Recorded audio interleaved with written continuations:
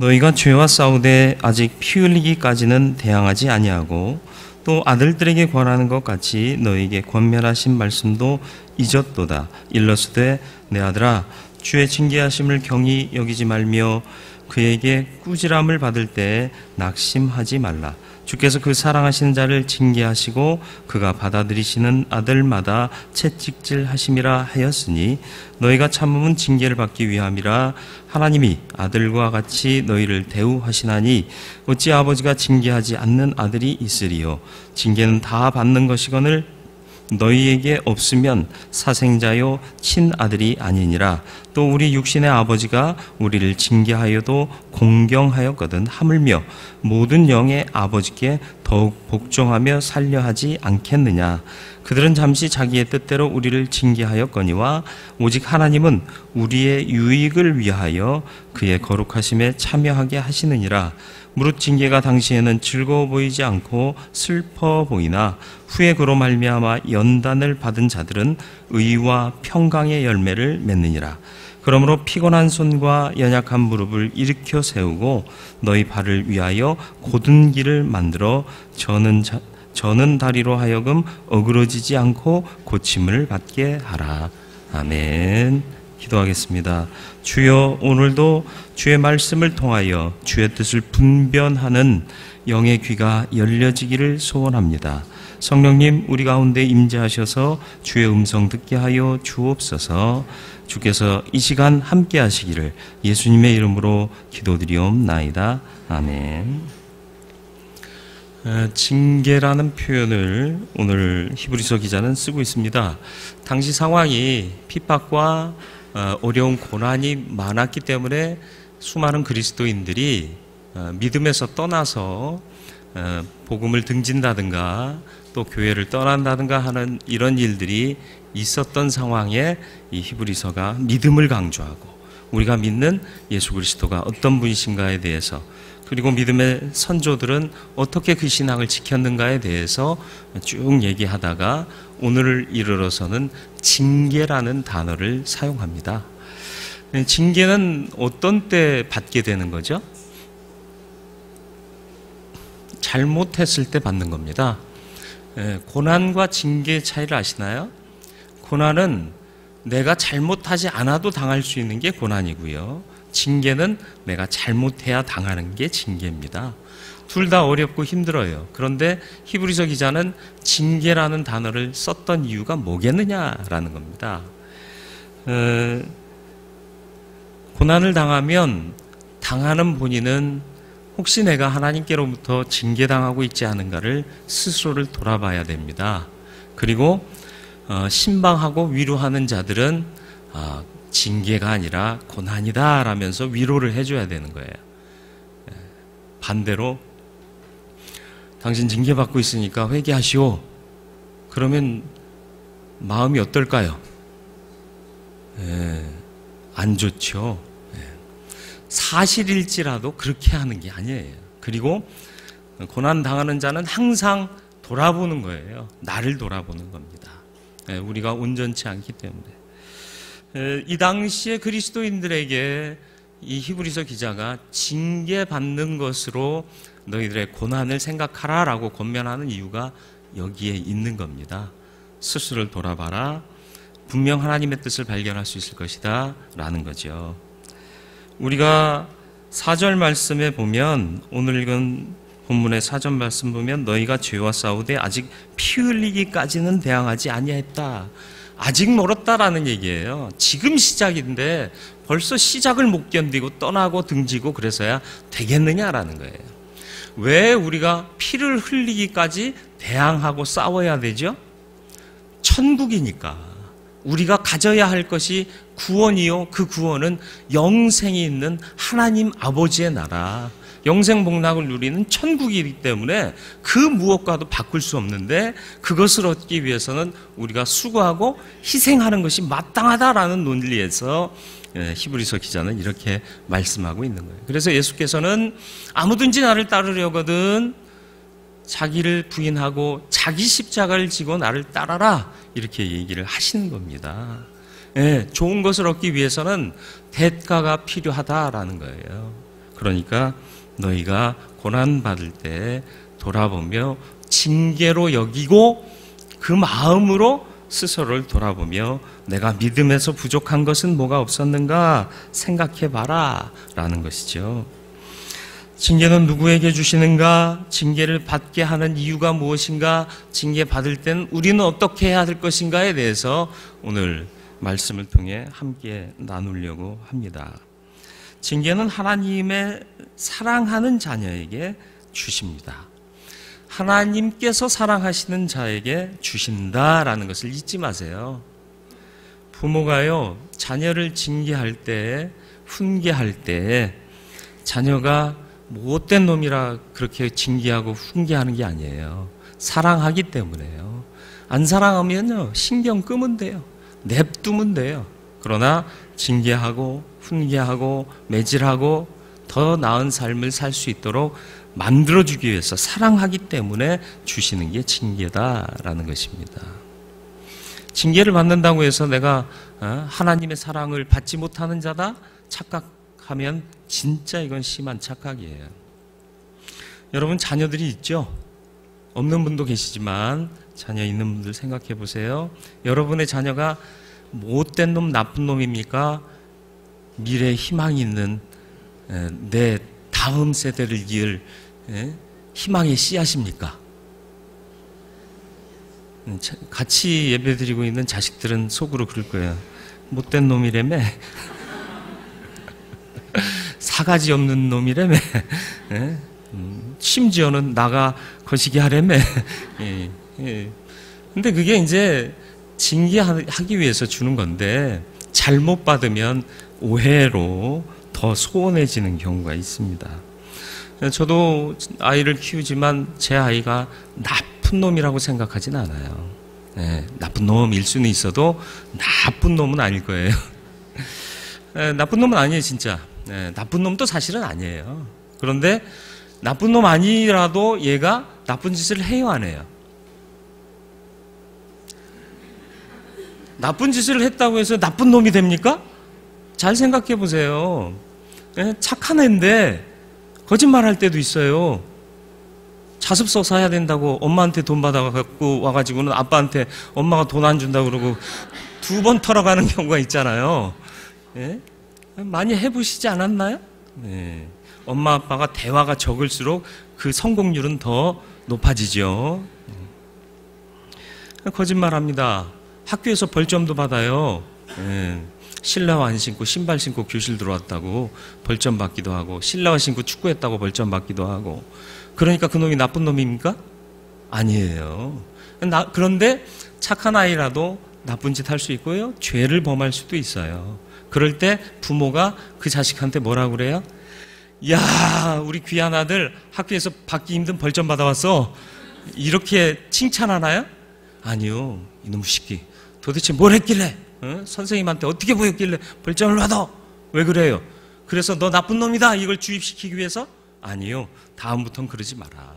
멀쩡한 놈으로 선생님한테도 사랑받고 또 공부하는 데 집중하고 네가 할 본분을 다 해라 하는 마음으로 사랑의 징계를 주는 거예요. 그렇죠? 하나님도 우리에게 징계하실 수 있어요. 징계받는 게 마땅해요. 근데 징계받는다는 것은 곧 하나님께서 사랑하신다는 증거입니다. 6절 말씀을 우리 같이 한번 다시 읽어보기를 원합니다.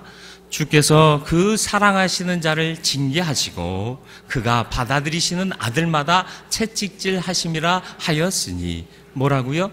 사랑하는 자를 징계하시고 받아들이는 아들마다 채찍질한다. 잘하라고, 잘되라고. 그거 아닙니까?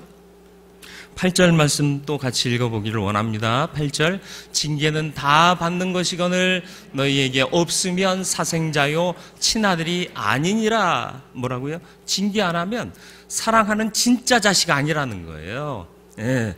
마음으로 낳았건 육신으로 낳았건 사랑의 마음을 가지고 징계할 수 있어야 그건 친자식과 부모의 관계가 된다라는 얘기입니다. 아니면 가짜다라고 얘기하는 거예요. 그렇지 않습니까? 남의 애들이 뛰놀거나 말거나 식당에서 왁자지껄 소리짓거리거나 그냥 아이고 하고 말지. 예, 내 아들 같으면 어떻게 해요? 뛰지 마. 밖에서 뛰어. 이렇게 징계하잖아요. 훈계하잖아요. 사랑입니다. 사랑. 잊지 마시길 바랍니다. 그런데 징계할 때도 이 사랑이 담긴 모습을 보여줘야 돼요. 아이들은 몰라요. 오해합니다. 예, 엄마 아빠가 날 미워한다고 쉽게 판단할 수 있어요. 그렇기 때문에 왜 징계를 받았는가에 대해서 정확하게 지적해 줄 필요가 있는 거죠. 그리고 네가 이 징계 후에 어떻게 되기를 원하노라 하고 설명해 줘야 돼요. 하나님의 징계는 이와 같이 우리에게 주어집니다. 이미 말씀을 통해 하나님의 뜻을 주셨는데 우리가 그것을 따르지 못했기 때문에 징계하시는데, 징계한 후에는 반드시 우리를 교훈해 주신다는 거예요. 호세아 6장 1절 말씀이요. 오라 우리가 여호와께 돌아가자. 여호와께서 우리를 찢으셨으나 도로 낫게 하실 것이요 우리를 치셨으나 싸매어 주실 것임이라. 무슨 말인지 아시겠습니까? 하나님이 징계하시는 이유가 뭐라고요? 혼내서 바른 길 가게 하려고. 그런데 혼낸 후에 어떻게 하신다고요? 도로 낫게 하시고 싸매어 주신다. 이게 하나님의 방법입니다. 예. 부모님들도 잘 자녀들에게 적용하셔야 돼요. 예. 혼내고 끝나면 안 돼요. 왜 혼나는지 알아야 되고요. 혼나고 나서 너는 이렇게 되기를 바란다 하는 그 부분까지도 설명해 줘야 되는 거예요. 오늘 본문은 분명히 얘기합니다. 우리에게 하나님께서 징계를 하시는 이유는 사랑하는 자녀이기 때문이다. 그리고 친자녀로 여기시기 때문이다 라고 말씀하는 거예요. 여러분, 고난 중에 있으십니까? 고난 받는다 생각 마시고, 고난 중에 있는 자는 징계받는다 생각하시고, 그 옆에 있는 다른 이웃들, 동역자들, 형제 자매들은 신방하면서 당신 고난 중에 있습니다 하며 위로해야 되는 거예요. 내가 스스로 징계받는다고 생각하면 사랑받는 자녀라는 반증일 뿐만 아니라 그 안에 하나님의 귀한 뜻이 담겨 있다는 것을 내가 발견하고자 합니다 라는 마음가짐을 갖고 있다는 뜻이기 때문에 그렇습니다. 저와 여러분들이 고난의 때에 이런 마음을 갖는 하나님의 사람이 되기를 주님의 이름으로 축원을 드립니다. 역설적일 수도 있지만 징계는 우리에게 유익하다 말씀하고 있습니다. 10절 말씀 봅니다. 10절 말씀에 뭐라고 기록되어 있죠? 그들은 잠시 자기의 뜻대로 우리를 징계하였거니와. 누가요? 육신의 부모님들이요. 그런데 오직 하나님은 우리의 유익을 위하여 그의 거룩하심에 참여하게 하시느니라. 우리를 징계하셔서 더 온전하고 거룩하게 하셔서 하나님 나라에 들어와 하나님과 함께 살 수 있는 거룩한 자로 만들기 위해서 징계를 주시기 때문에 이는 유익하다. 두 번째, 징계는 좋은 성품을 만들기 위해 주시는 겁니다. 나쁜 버릇을 고치기 위해서 부모는 자녀들을 징계합니다. 편식하는 아이요, 가만 놔두나요? 여러분은 애가 뭐 좋은 것만 먹으라고 그러나요? 아니요. 편식하면 안 돼요. 골고루 먹어야 돼요. 바른 먹거리 골고루 먹고 가리지 않고 먹어야 되는 거예요. 그러니까 편식하는 아이 가만두지 않습니다. 혼내서라도 골고루 먹게 하지요. 그리고 다리 떠는 아이, 어디서 배워왔는지 다리를 떨어요, 언젠가. 그래서 떨지 마 임마. 그랬다가 안 되면 다리를 딱 때려요. 아, 저만 그랬나요? 다 그렇잖아요. 왜요? 보기 흉하니까. 흉한 짓 하지 말라고요. 멀쩡하고 예쁘게 좀 보이라고, 다른 사람한테 그렇게 인정받으라고, 좋은 성품 만들어 주려고 그러는 거예요. 대신방 기간이라 대신방 가는데요, 어떤 아줌마가 유모차를 몰고 가는데 애가 유모차에서 앞으로 꼬꾸라져가지고 가는 도중에 꼬꾸라져서 으앙 우니까 이 아줌마가 애를 이렇게 세우더니 엉덩이를 막 때려요. 그래서 아니 애가 넘어져서 우는데 왜 엉덩이를 때리지? 그리고 이제 또 제가 오지랖이 넓잖아요. 뭐라고 말은 못하겠고 이렇게 한참히 봤는데 이 유모차에 안전바가 있어요. 이게 안전바는 뭐예요? 애가 떨어지지 않게 하기 위한 안전바잖아요. 근데 이 녀석이 좀 짓궂은 놈이라 안전바 밑으로 이렇게 림보를 한 거죠. 그래서 지가 탈출을 한 거예요. 탈출을 해가지고 넘어진 거예요. 가고 있는 유모차에서 탈출하면 넘어질 수밖에 없잖아요. 이게 한두 번이 아니었던 것 같아요. 그러니까 엄마가 그때 엉덩이를 때리면서 또 그랬다고, 또 빠져나올 거냐고 그러면서 안전바를 열고 다시 그 자리에 앉히는 걸 봤어요. 전 처음에는 이해를 못했어요. 애가 넘어져서 울면 안 아프냐, 어디 다쳤냐 하고 까봐야지. 예? 아니, 까본다는 얘기가 좀 그런가요? 아니, 이렇게 걷어서 무릎이라도 봐야 되는데 궁뎅이를 때리는 거예요. 애는 울고 있는데 더 울으라고. 남이니까 그래요. 엄마니까 그랬고요. 엄마니까 얘가 또다시 그러면 더 위험해질 수도 있는 거예요. 또 다칠 수 있는 거예요. 그러니까 이참에 버릇을 고쳐야겠다. 이런 버릇 없애야겠다. 그래서 징계를 하는 겁니다. 하나님도 마찬가지입니다. 하나님이 우리의 아버지시기 때문에 우리의 잘못하는 것을 그저 보지 않으신다라는 거예요.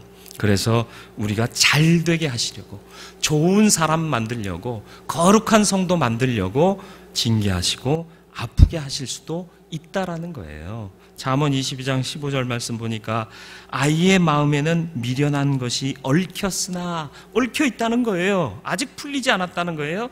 징계하는 채찍이 이를 멀리 쫓아내리라. 해결되지 않은 그런 미숙함을 걷어내고 멀리 쫓아낼 것이다. 그래서 유대인들은 아이를 키울 때 매를 아끼지 않습니다. 그래서 척박한 그 어디에를 가도 유대인들은 살아남아요. 아시나요? 인정하시나요? 아무것도 없이 거짓골로 가서도 거기서 거부가 되는 민족이 누구라고? 유대인이요. 왜 그래요? 징계받으면서 척박한 상황에도 능히 이길 수 있는 이런 교육을 받기 때문에 그렇습니다. 아이들 사랑하십니까? 위대한 아이로 자라기를 원하십니까? 매를 아끼지 마시길 바랍니다. 애들이 싫어할 설교를 했죠? 아니에요. 아무 때나 때리라는 게 아니에요. 정확하게 지적하고 그 잘못을 꾸짖고, 그리고 나서는 어떻게 되기를 기대한다까지 앞서 말씀드렸듯이 분명히 설명하면서 좋은 성품으로 만들기 위해서 이런 징계를 해야 된다. 반면 하나님과 우리의 관계에 있어서는요, 하나님이 때리시거든 감사합니다, 내가 변화되겠습니다, 그렇게 돼야 된다는 겁니다. 그래서 더 아름다운 인격과 삶을 훈련시키시고 성장시키시기 위해서 우리에게 징계를 하시는 것이다. 기억하시고 감사하시기를 주님의 이름으로 축원을 드립니다. 그래서 징계받을 땐 어떤 자세를 가져야 하느냐 하는 것을 살피기를 원합니다. 5절 말씀이요. 또 아들들에게 권하는 것 같이 너희에게 권면하신 말씀도 잊었다. 일러스되 내 아들아, 주의 징계하심을 경히 여기지 말며. 가벼이 여기지 말라는 거예요. 징계는, 하나님의 징계는 특별히 심사숙고하셔서 우리에게 가장 필요한 때에 필요한 방법으로 주신다는 겁니다. 그럴 때 가볍게 생각하지 마세요. 에이, 어쩌다가 보니. 아니에요. 어쩌다가 보니가 아닙니다. 이 기회 아니면 내가 안 바뀌기 때문에 이 기회를 주시는 거예요. 그러니까 그리스도인의 삶은 어느 것 하나 가벼운 삶이 없는 거예요. 늘 묵상하고 진지하게 생각하고 그렇게 살아가야 되는 거예요.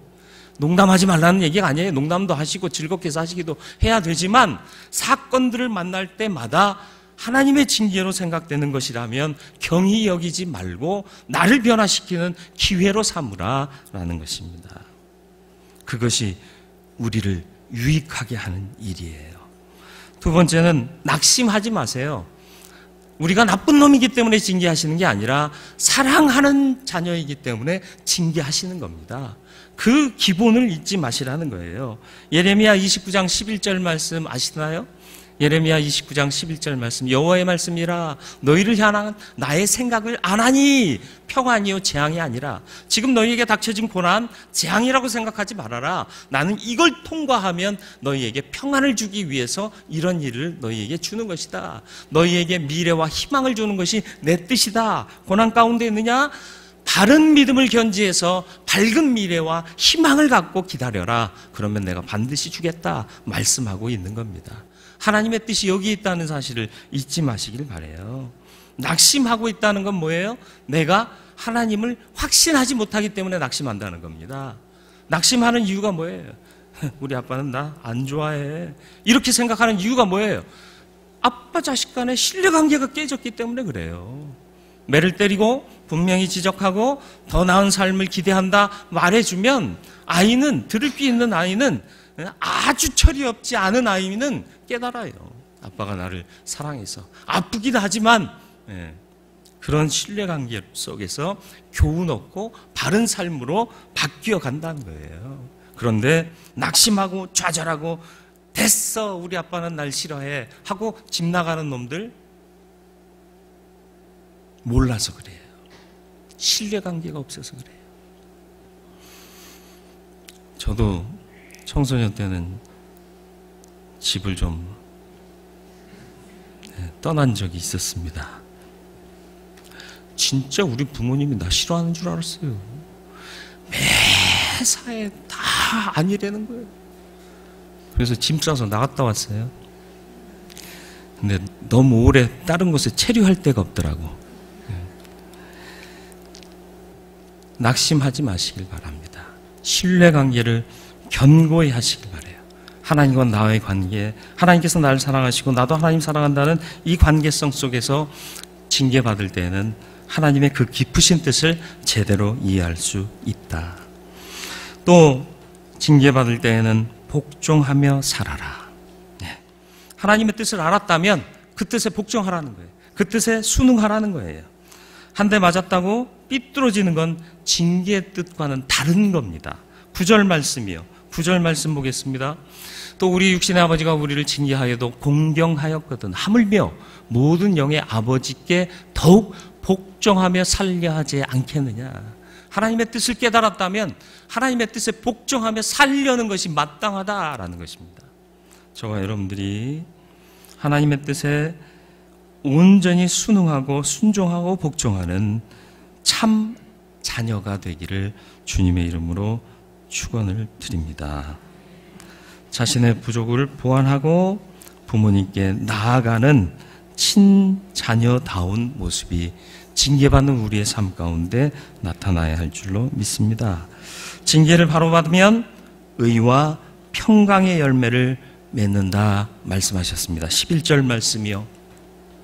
11절 말씀에 보면 무릇 징계가 당시에는 즐거워 보이지 않고 슬퍼 보이나 후에 그로 말미암아 연단받은 자들은 의와 평강의 열매를 맺느니라.